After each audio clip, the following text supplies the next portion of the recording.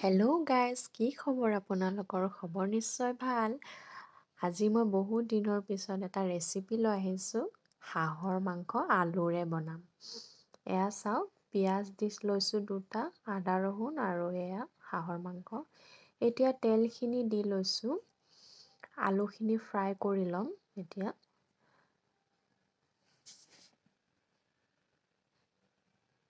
আলুখিনি আধা সিজি যোৱা নিচিনা কৰি ফ্ৰাই কৰি ল'ম। যিহেতু মই যিকোনো মাংস বনালে আলুটো আগতে ফ্ৰাই কৰি লওঁ। এতিয়া পিঁয়াজটো দি দিছোঁ, পিঁয়াজটো ভাজি ল'ম। তেজপাতো লগতে দি দিছোঁ, অলপ সময় ভাজি থাকিম। এতিয়া অলপমান দি দিছোঁ, 2 চামুচ দিছোঁ জিৰা গুড়ি। তাৰপিছত হাঁহৰ মাংসখিনি দি দিলোঁ। এতিয়া ভাজি আছোঁ হাঁহৰ মাংসখিনি। গোটেইখিনি আদা ৰচুনৰ পেষ্টখিনিও দি ল'লোঁ ধুনীয়াকৈ। যিহেতু সাধাৰণভাৱে বনাইছোঁ, হাঁহৰ মাংসত ইমানো কষ্ট কৰিবলগীয়া বা কৰিবলগীয়া একো নাই। চিম্পুল টাইপত বনালেই হ'ল আৰু তাতে সোৱাদ লাগি যায়। যিহেতু ঘৰৰে হাঁহ, আজি খোৱা হ'ল দুপৰীয়া। এয়া ঢাকি দিছোঁ ভাজি ভাজি। প্ৰায় এতিয়া অলপ লাহে লাহে সিজি আহিছে। হাঁহটোৰ কিন্তু বহুত তেল আছিলে আজি, সেইকাৰণে চাওক ভাজি আছোঁ।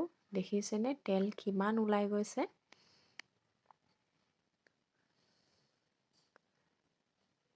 ভাজি ভাজি আলুখিনিও দি দিলোঁ। এতিয়া পানী দি দিম, যিহেতু অলপ গ্ৰেভি টাইপৰ হ'ব এইটো, সেইকাৰণে দি দিলোঁ পানী।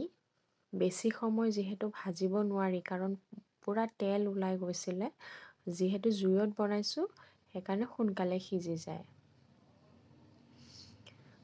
ঠাণ্ডাৰ দিনত জুইত বনাই খাই ভাল লাগে। এনেও আপোনাৰ জুইত বনোৱা সোৱাদেই বেলেগ।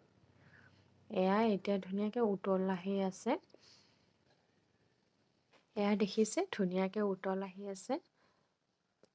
আজি কিন্তু এইটো ৰেচিপিটো আপোনালোকে চাব দেই। লাইক, কমেণ্ট, শ্বেয়াৰ নিশ্চয় কৰি দিব। আৰু অতি সোনকালে দেখিছেনে আহি গ'ল, হৈ গৈছে ধুনীয়াকৈ। এতিয়া আমি খাম। আৰু এটা নতুন ভিডিঅ' লৈ আপোনালোকৰ ওচৰলৈ আহিম, নতুন এটা ৰেচিপি লৈ। আজিলৈ আহিছোঁ, ধন্যবাদ।